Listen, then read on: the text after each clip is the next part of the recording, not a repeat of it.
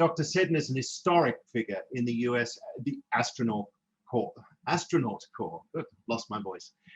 She's something of a force of nature, actually. Following a stellar medical career as a surgeon, she became one of the first women accepted into the Astronaut Corps, serving on several space shuttle missions between 1985 and 1993.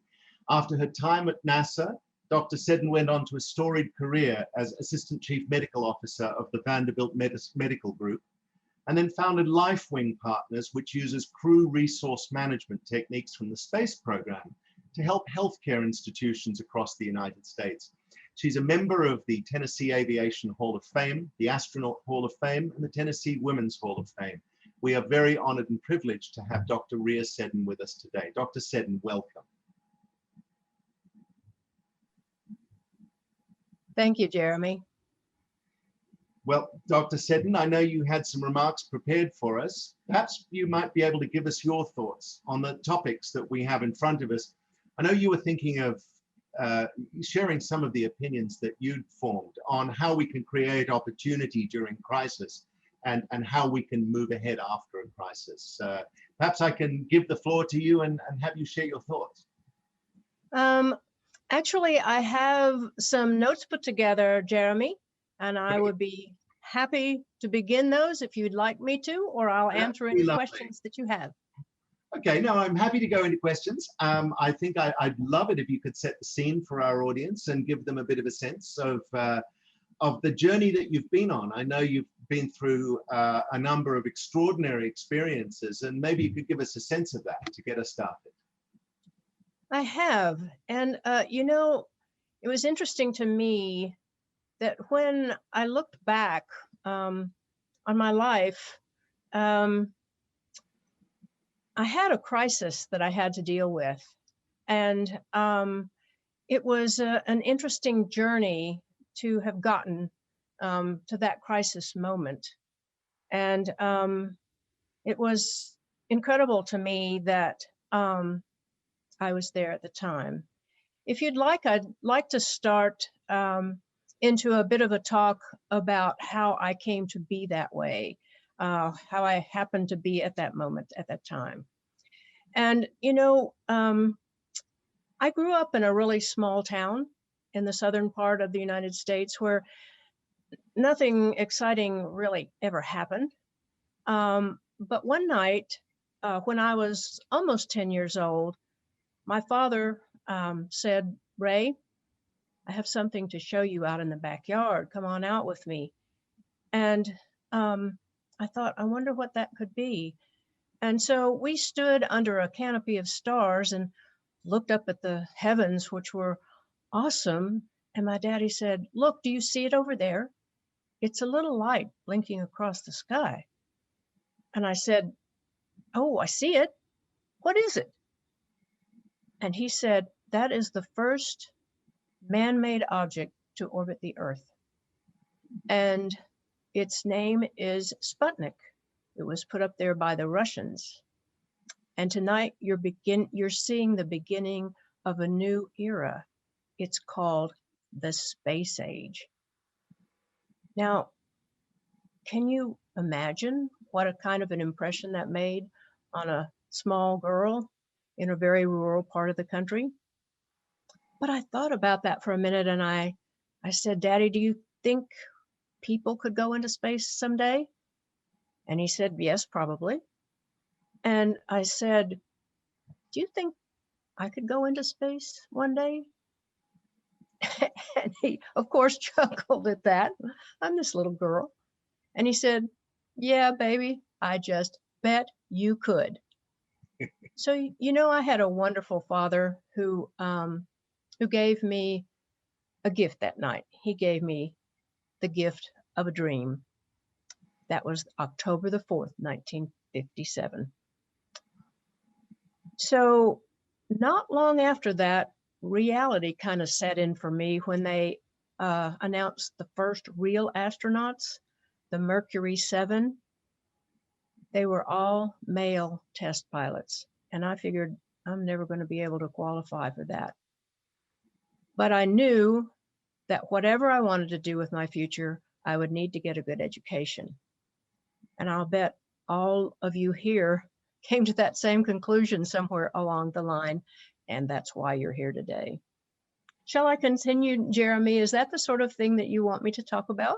I think that's a great start, Dr. Seddon. All right, I'll continue then.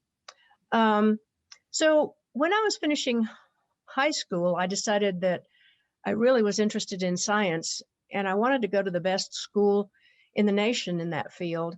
And I ended up, believe it or not, 2,000 miles from home at a place called the University of California at Berkeley. Some of you may know a little about Berkeley, but it was kind of audacious at that time for girls to go that far away from home to school. In fact, none of my high school classmates went out of the South to school, and here I was at Berkeley.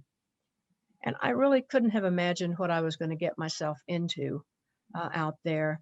There were hippies, there was the drug culture, they were protesting the Vietnam War at that time, and there was a movement going on, just the beginning of it. And I was there, and it was called the Women's Liberation Movement. I couldn't have known at the time that that would play an important role in my life.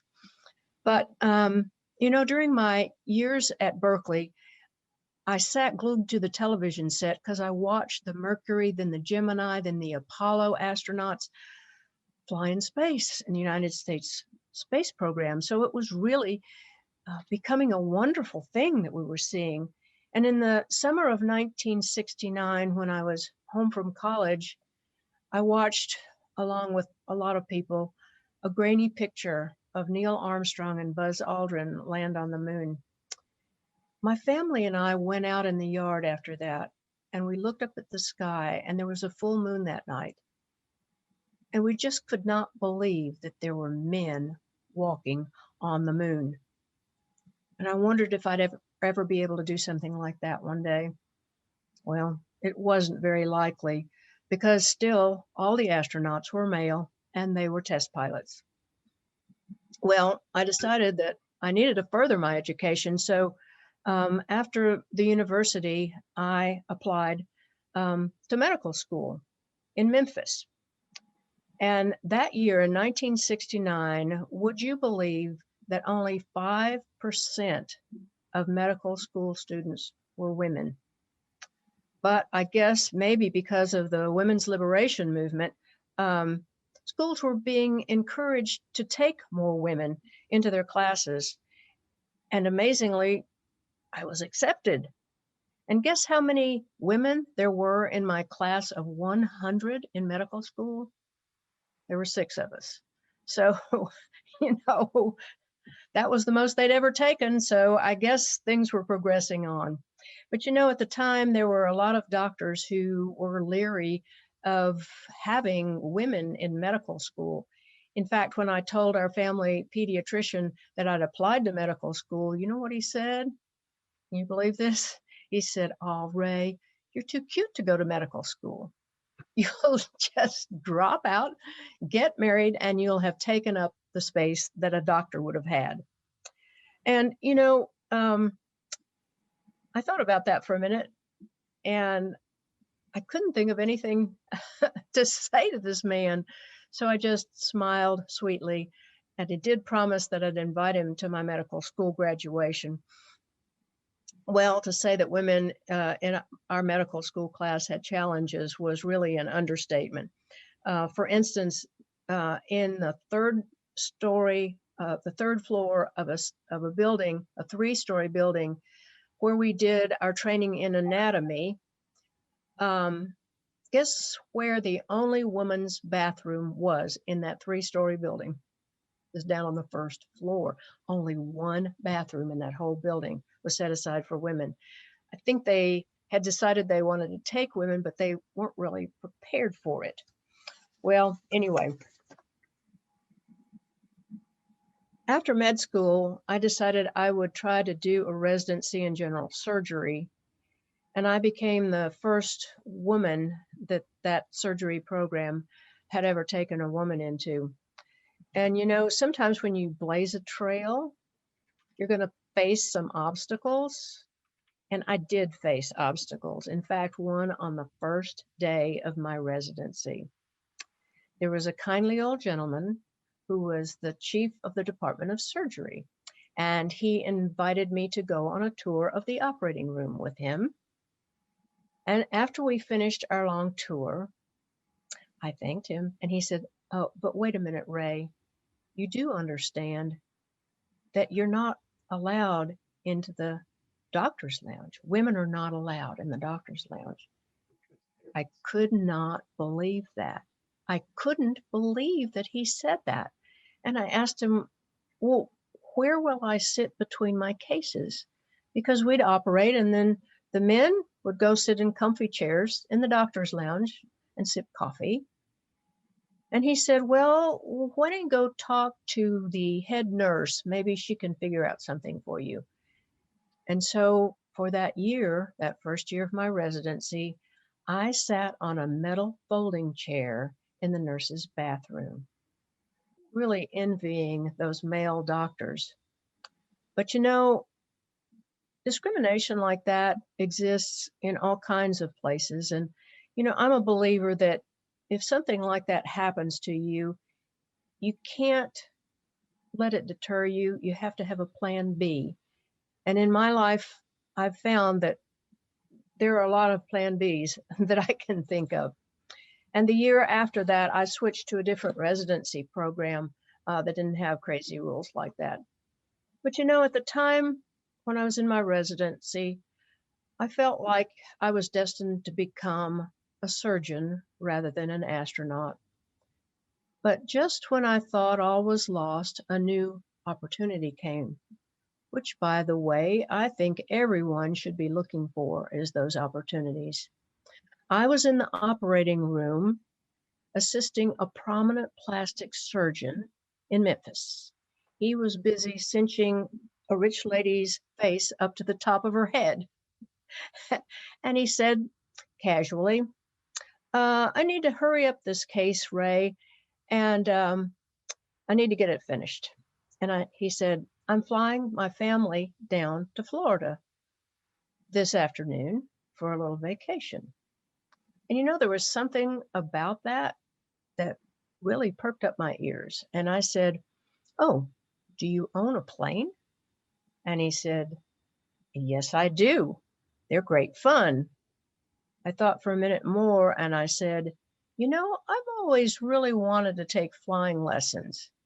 Well, he stopped in mid-stitch and he looked at me over the top of his mask and said, "Well, I happen to own a flying school out at the airport. Why don't you come out sometime and I'll show you around?" So that's how I managed to get my private pilot's license, which turned out to be a pretty good credential later on in my life. So I figured, okay, I'm not ever going to get to fly in space, but at least I can be a rich doctor and fly my own airplane wherever I please. But you know, at the moment, I had more surgical training to do.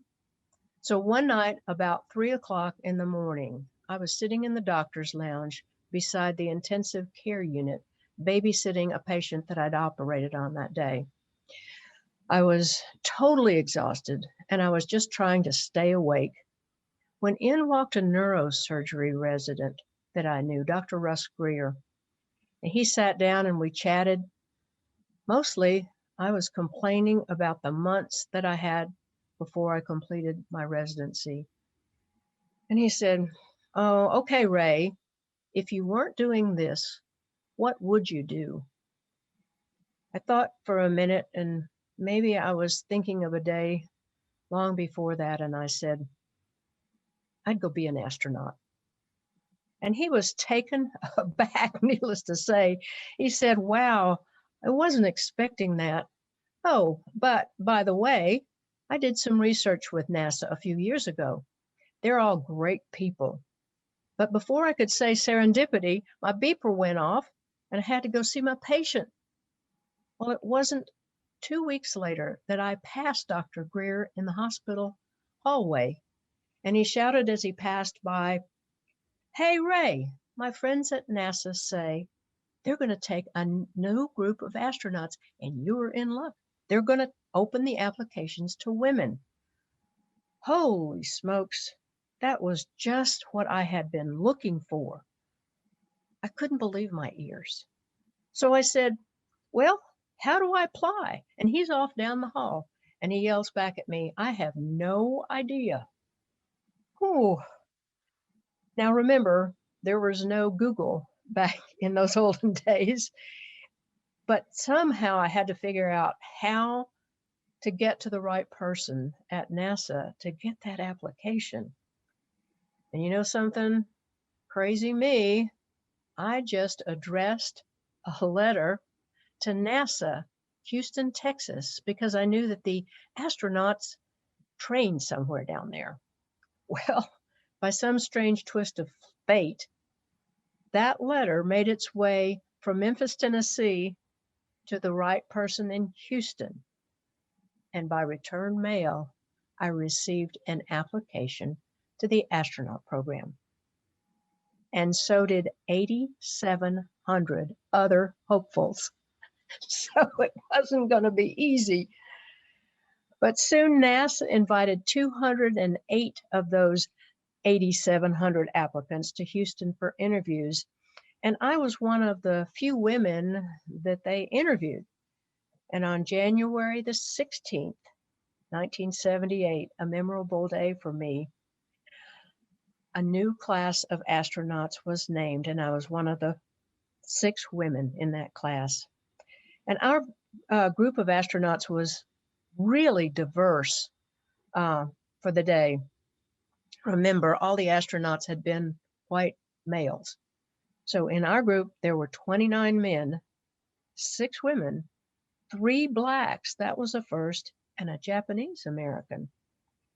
And the class was made up of 20 pilot astronauts and 15 what they called mission specialists, which were the people that would be taking care of whatever the payload was on a particular flight.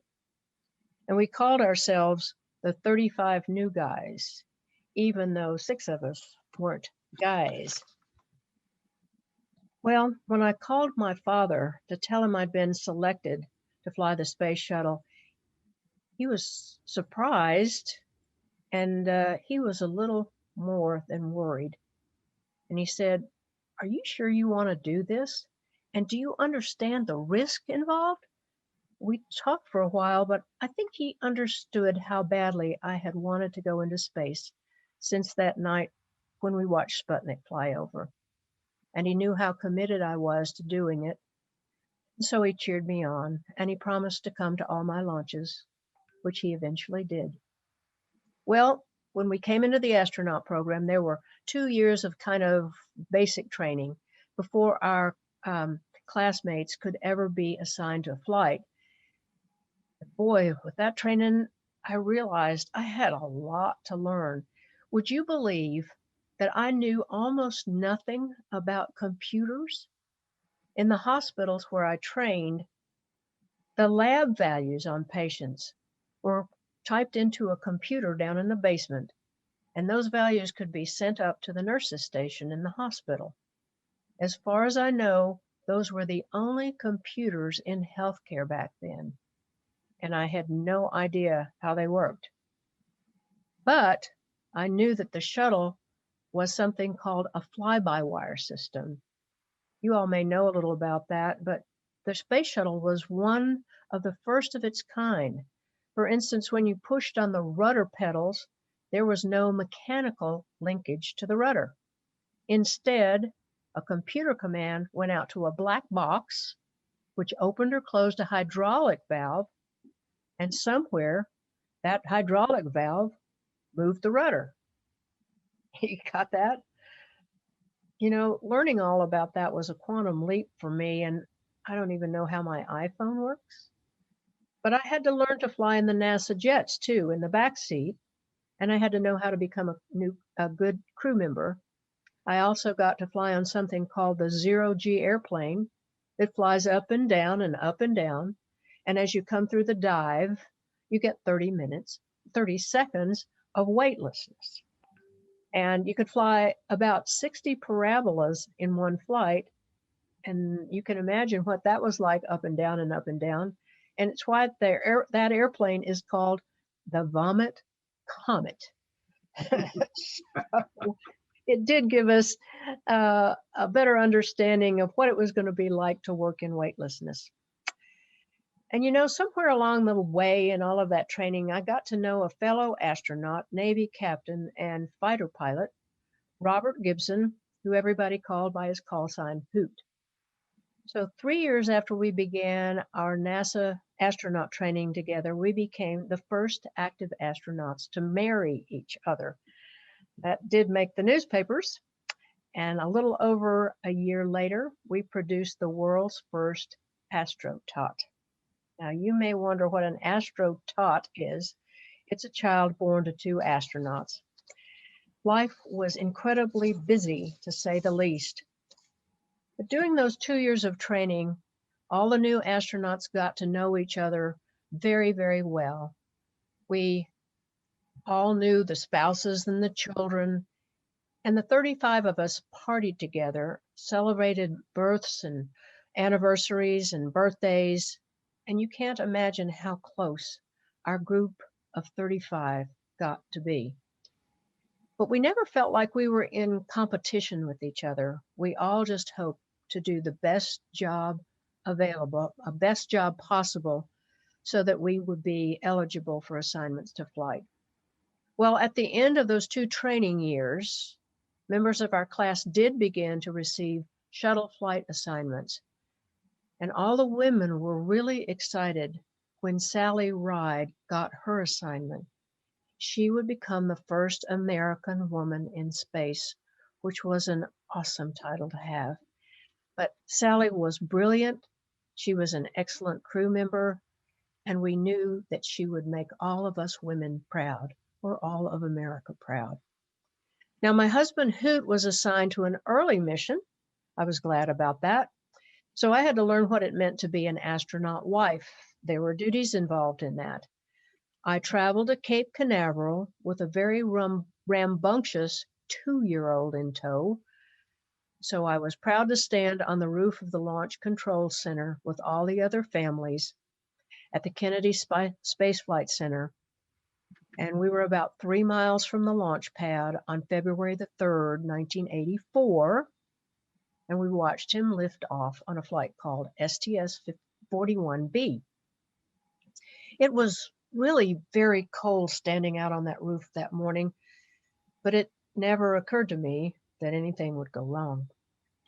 Well, my first flight was launched on April the 12th, 1985. Now, April the 12th was an auspicious date. Yuri Gagarin, a Russian, was the first human to fly in space on that day in 1961. And the space shuttle flew on April the 12th, 1981. So I considered April the 12th a very lucky day. And since Hoot couldn't be termed an astronaut wife, he got the new title, astronaut spouse. Well, I had a great 5-day flight. We were going to launch a couple of communication satellites and do some science experiments. And we actually carried the first politician in space, Senator Jake Garn from Utah, who, by the way, was on a very important committee that decided on NASA's funding. One wonders how he managed to get that seat aboard the shuttle with us. But the flight turned into something really exciting when one of the satellites we deployed failed to activate, and we had to do an unplanned rendezvous to go and try turning it on. But we got an additional 2 days in orbit to do that. So we landed safely on April the 19th. And you know, they tell you you're not a real astronaut until you've flown in space. So on April the 19th, 1985, I became a real astronaut. Well, thank you. Flights continued rapidly, and only a few problems occurred due to the amazing redundancy and resiliency of all the systems on board the shuttle. The 1980s were the heyday of the Space Shuttle program. We were really on a roll. We were launching flights almost every month, and everyone was crazy busy. There was often pressure to get each flight off the ground since there was another one close behind it. Some flights even had something called a specific launch window, which meant they had to be off the ground at an exact time. And for instance, one of those flights was a flight that had to put them in a particular orbit so they could take pictures of Halley's Comet. How cool was that? It was said that NASA at that time had something called go fever. We were ready to go. We wanted to get every flight ready so we could quickly get the next one out of the way. Did we cut corners at the time? I don't think so. We thought we were just getting better and better. Well, the morning of January the 28th, 1986, dawned clear and very cold. All of us astronauts who were working in the office at that time, as was the tradition, we went down to a big conference room to watch the launch where all of our friends would be flying. And we saw the crew walk out of crew quarters that morning looking a little puffy because they all had long johns under their flight suits. And oddly enough, it was really strange. They showed a picture of the launch gantry and it had icicles hanging on it. It was really cold that morning. And there were a lot of managers who were afraid that the icicles might bounce off the pad at launch and damage the shuttle or the main engines. But right on time, the shuttle main engines fired up, the boosters ignited, and the shuttle lifted off majestically from the pad. And we all cheered, "Go Challenger!"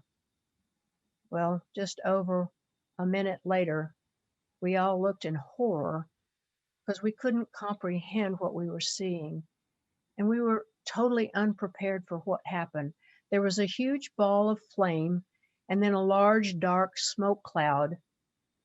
And when we kept our eyes glued to the screen, we were just sitting there hoping that somehow the shuttle would emerge from all of that conflagration and fly safely to a landing. It was not to be. The shuttle exploded at liftoff. And sadly, 7 of my dear friends died that day. 4 of them had been classmates in the 1978 class. And because the launch had been televised, the news channels kept playing the explosion over and over and over, and it was devastating. Especially heartbreaking, the school teacher, Kristen McAuliffe, was on board, and thousands of school children were watching, and their teachers had no idea of what they should do because nobody had considered the possibility of a failure like that. There was no planning for it. It was the awfulest day of my life. It would take NASA 2 years to sort out what happened and to begin the US space flights again. And what happened during that time? And what are the lessons learned from this crisis and its aftermath that gave NASA the opportunity to move forward? And I think there are lessons that everybody can learn. In the aftermath of moments like that horrifying event, there has to be a focus on safety, both physically and emotionally, for those that are close to the calamity.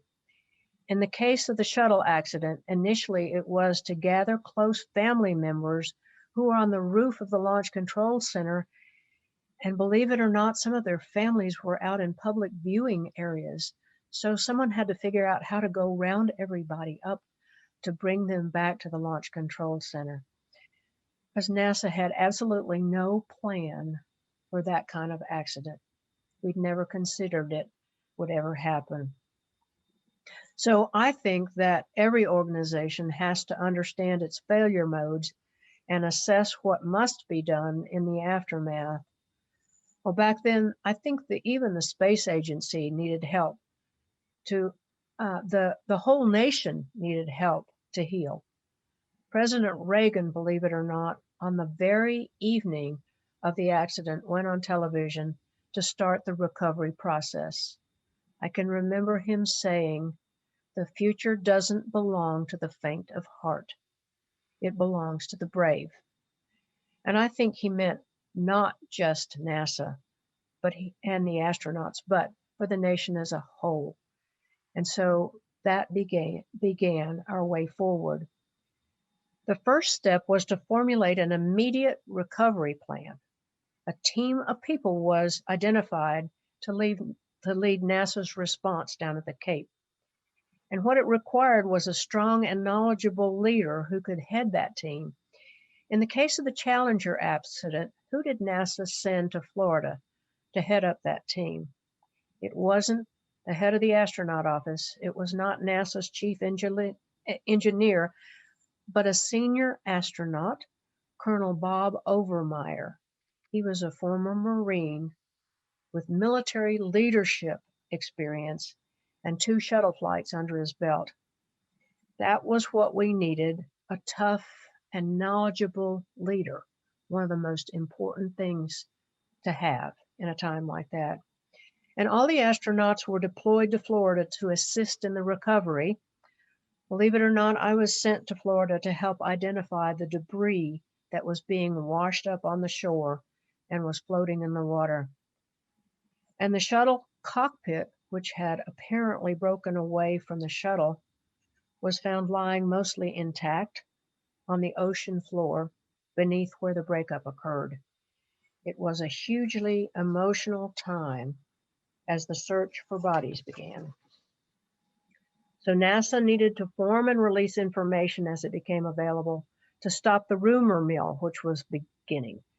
This is an important step for any organization that's had the misfortune to suffer an accident like that.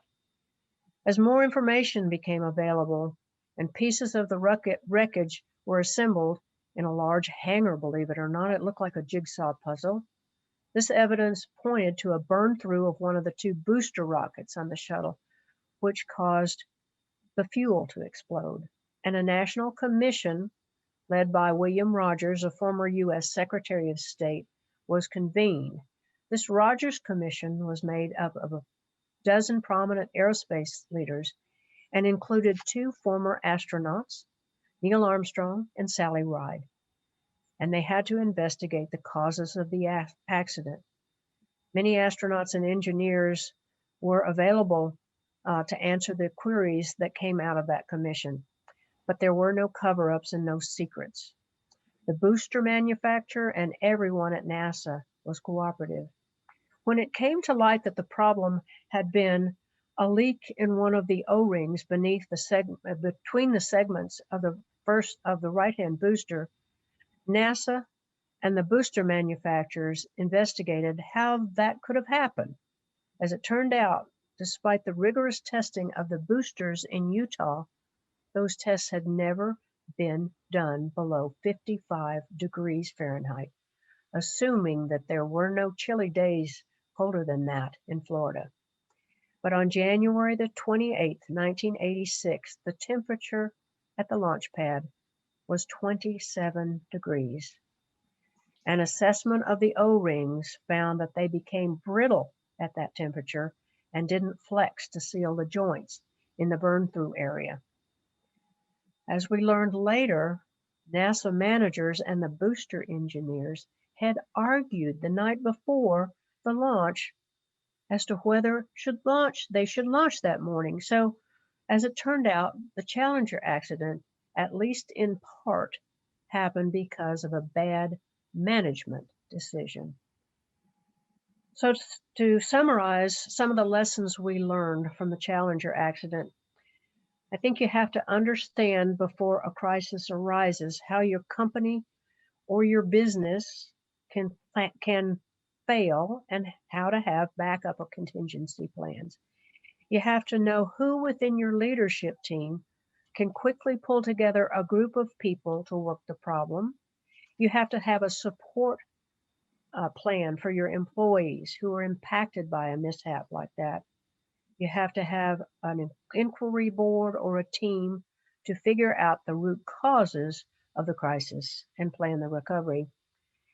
Importantly, you have to have a communication plan and designate a spokesperson to provide accurate and timely information to employees, stakeholders, and the public.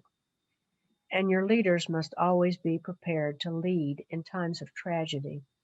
Well, it took over 2.5 years to start flying again, and the boosters performed flawlessly after that. Many of the lessons we learned there are applicable to something like the current COVID virus response. And I see that Dubai is implementing many of those kinds of lessons. In times of a crisis, we have to use past experience to guide us. So may all of you be prepared for crises that could occur in your business and in your life, and always use them as opportunities to learn and to move forward. Thank you. Great, Dr. Seddon. Thank you very much. Really interesting commentary. Thank you. Different. We're going to ask some of our attendees on the call to submit some of their questions, but I've got a couple for you. Sure. It's fascinating how some of the activities that took place in NASA started to take on best practices from other fields. In the early days of NASA, it was a quasi-military organization. As you said, the early astronauts were all test pilots. And in the military, they have a really strong tradition of post-implementation reviews. Did you have that after every mission? Were you in a situation where everything you did had a post-implementation examination that was part of the standard workflow? Absolutely. And it all began when I started flying in the back seat of the NASA jets. We always briefed the flight and we debriefed the flight. What happened? Do we want to repeat that, or do we need to improve upon it? And certainly there were extensive debriefs after every shuttle flight, because as you can imagine, there were lots of minor malfunctions or major ones. My flight that had a satellite that wouldn't work. There was a tremendous amount of work that had to be done in mission control. And, when we debriefed that, it gave us the opportunity to talk to the people who had been following us and helping us from the ground. But we wanted to make sure that we learned the lessons of things that went wrong, or that we implemented the things that turned out to be really good ideas. So yes, we spent a lot of time thinking about what was going on, thinking what had gone wrong or right, and learning, having the opportunity to learn from all those experiences. And it's interesting, there's an established technique in pre-flight checklists, which are very common in commercial aviation, and obviously have come from military aviation, and the astronaut program would be a big believer in the checklist process as well. In our lifetime, we've seen that best practice coming across to medicine following the great book by Dr. Atul Gawande, The Checklist Manifesto. Yes. I want to get a sense, as a person who has a profession that straddles that very structured life as an astronaut, but also as a physician. Have you seen that change, that set of learning from one industry to another come across? And has it made a difference in the world that you deal with now in the healthcare world? Absolutely. When I left NASA, I became the Assistant Chief Medical Officer at a large academic medical center, and was sent out to, do process improvement or something vague. And the thing that I found out was that the OR teams, for instance, were not working as a team. They didn't have any standard procedure. They weren't double checking. They weren't cross checking each other, and mistakes were being made. And it happened that a couple of pilots from FedEx in Memphis came to Vanderbilt in Nashville and said, we're teaching crew resource management, how to avoid error, how to work better as a crew. And we think we can adapt that for healthcare. So that's what I ended up doing at Vanderbilt. And, over time, there was some resistance because, if you teach a class that pilots are helping you with, the doctors say, well, my patients aren't airplanes. So you have to make it pertinent to their world. But, we instituted things like, you double check that you've got the right patient, that you're doing the right procedure, and on the right side. There was a whole checklist. It was posted on the wall. We made it as easy as possible. And we really changed the culture. And we found at Vanderbilt that it was really making a difference. They were making fewer mistakes, fewer malpractice cases were formed. The nurses liked it better because they were involved in that briefing that took place. So it really was a working thing. And in fact, after we had sort of perfected it at Vanderbilt, I became part of a company that taught it to hospitals all across the United States. It was very rewarding because it was the right thing to do. And, I was happy to be able to bring some of my experience from NASA into a different world. Well, that makes a ton of sense. I have a question from the audience I'd like to pose to you. That is, what were the changes that were brought in by NASA's management within NASA after the Challenger accident? Well, as I mentioned, there was an argument between the engineers that knew about the boosters and the NASA managers who were being pressured to make a decision to go. They, felt like we need to go. That's what I meant by go fever, and the engineers knew some of the information and the managers knew some of the information, but they weren't communicating well together. And I think that there were, rather than having a couple of people make decisions like that, they involved more people. There was more discussion about it when there was a question about things. And, the boosters did very well after that. Unfortunately, we had the Columbia accident, which, by the way, was also a management decision. So NASA learned how to do it better, and then they forgot. So we always have to remember that. You can learn a lesson, but you can forget that lesson too, and it can come back to bite you later on. It sounds to me, as much as anything, that one of the challenges you're always going to face is a culture that is resistant to change. And I think you must have seen that in your various stages of your career. You mentioned a moment ago about the challenge of taking a best practice from aviation and getting stiff resistance from the doctors you work with. What's the way of eroding that cultural resistance that you've found works best? Is it just a question of starting small, proving results, and then just having the data to back you up? Or do you feel that this is a relationship building exercise to bring change in and get a sense of a coherent mindset among the people who have to do the change? Absolutely. And a lot of times with doctors or with engineers, they're very data based. One of the ways in healthcare that we proved that the work we were doing was to be able to gather data about things like that. And I think there has to be strong leadership in all of this. They have to be knowledgeable. They have to be on board. They have to be listening. A lot of leaders think they know everything and they won't listen to people who want to bring change in. We had a lot of trouble in healthcare getting physicians to use computers to order medications.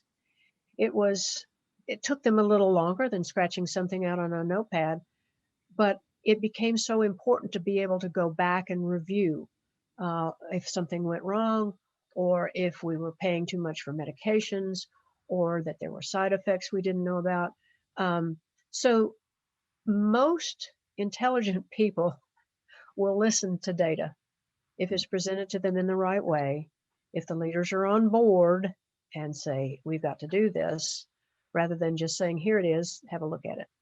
So it's a variety of things, and you have to really adapt to whatever the audience is that you're working with. It's difficult sometimes. I understand. Well, Dr. Seddon, that's all we have time for today. I want to thank you very much for your very, very engaging talk today, and wish you the very best. I hope you don't have any more freezing days in Texas like last week, like that fateful day in Florida all those years ago. Well, we had a little snow here in Tennessee, but certainly not what Texas had. We were a little bit better prepared. Absolutely. Thank you, very Jeremy. much, Dr. Seddon. Thanks, Really all a of pleasure you. hearing from you. Good to Thank see you. you. Bye-bye. Bye now.